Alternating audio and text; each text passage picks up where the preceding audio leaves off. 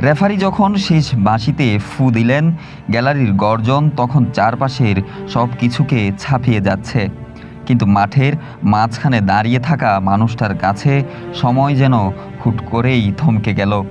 Lionel Messi, তার চোখের কোণ দিয়ে আলতো করে নেমে এলো এক ফোঁটা জল। কখনো কখনো একটি কান্না হাজার শব্দের চেয়েও বেশি কথা বলে। মেসির সেই অশ্রুভেজা চোখ দুটোর দিকে তাকিয়ে বিশ্বজুড়ে স্তব্ধ হয়ে রইল লাখো মানুষ।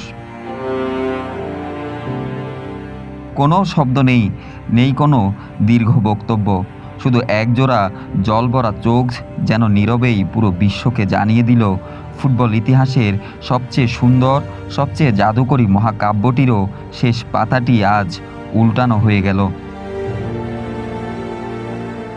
স্পেনের বিপক্ষে ফাইনালে আলবিসেলেস্তেদের সবচেয়ে বড় ভরসা ছিলেন মেসি, কিন্তু সেদিন যেন তাকে ঘিরে রেখেছিল স্পেনের অদৃশ্য এক দেয়াল। কয়েকটি সুযোগ তৈরি করলেও ম্যাচে নিজের ছাপ রাখতে পারেননি আর্জেন্টাইন অধিনায়ক। শেষ পর্যন্ত হার নিয়েই শেষ হলো তার শেষ বিশ্বকাপের স্বপ্ন। শেষ বাঁশি বাজার পরও মাঠ ছাড়েননি তিনি। কিছুক্ষণ স্থির হয়ে দাঁড়িয়েছিলেন, যেন হাজারো স্মৃতি ভিড় করেছিল চোখের সামনে। 2006 থেকে 2026 6টি বিশ্বকাপের পথ চলা যেন এক মুহূর্তেই ফিরে এসেছিল।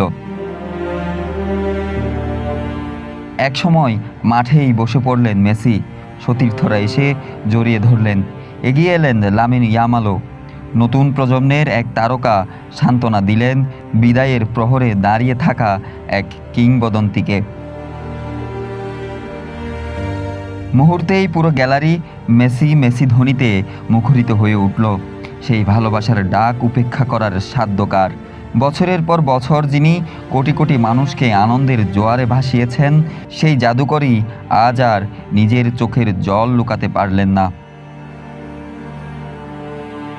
2022 সালে বিশ্বকাপ জয়ের পর পূর্ণতার আনন্দে কেঁদেছিলেন ফুটবলের এই মহাতারকা, আর 2026 সালে কাঁদলেন অপূর্ণতার বেদনায়।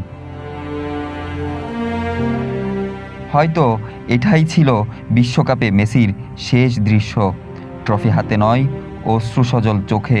কিন্তু ফুটবল ইতিহাস জানে, সব কিংবদন্তি ট্রফি দিয়ে নয়, কিছু কিংবদন্তি মানুষের হৃদয়ে চিরস্থায়ী হয়। লিওনেল মেসি ঠিক তেমনই একজন। হোসাইন কামরুল, কালের কণ্ঠ স্পোর্টস, চট্টগ্রাম।